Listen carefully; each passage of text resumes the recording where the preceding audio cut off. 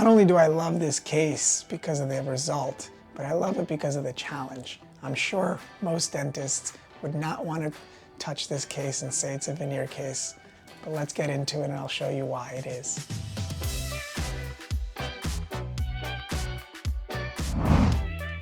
What are we looking at over here? Grinding teeth. She just has the habit of sliding side to side. You can just see that all of these indents that she has on these teeth is because the lower teeth have just been sliding up and down, left and right on these teeth, and she's just going back and forth. And a dentist in the past was like, oh, you don't like your two front teeth? No problem, let's just put a little bit of bonding here. Maybe that'll last, maybe it won't. And clearly you can see it didn't. So what's needed? I'm gonna walk you through the preparations and the final result. And you might think, wow, how much did you have to shave for this case? Believe it or not, the patient did most of the shaving for us.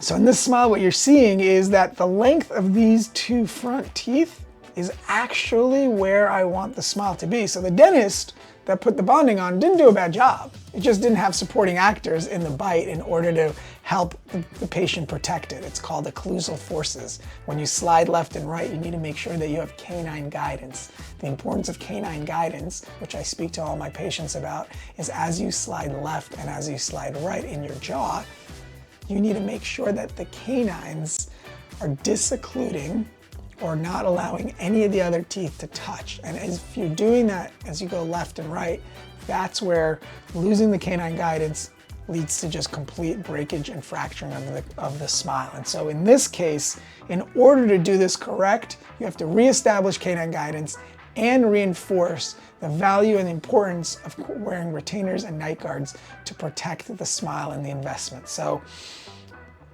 I knew that we were going to build the smile basically to the length of the front teeth. So if you think about it, how much do you actually have to shave? Do I need to shorten these side teeth all that much if I know that I'm trying to create length? And on the bottom, you know, she did a lot of the shaving. Obviously we need enough porcelain space in there, but you really wanting to add length because once upon a time she had length in these teeth. So my goal here is trying to reestablish what the patients once had. So you can see, yes, I removed the bonding, I removed different things, the decay that was here. The canines were flat.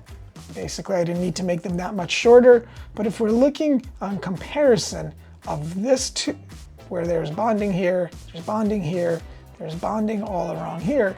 If now you take all of those bonded areas of her case out and you're looking, what you're just seeing is the same thing, just everything's a little smoother, everything's a little softer, everything's a little bit more delicate. So now when we bond the porcelain to it, we have strong tooth, a lot of enamel, and that's where you get the strength.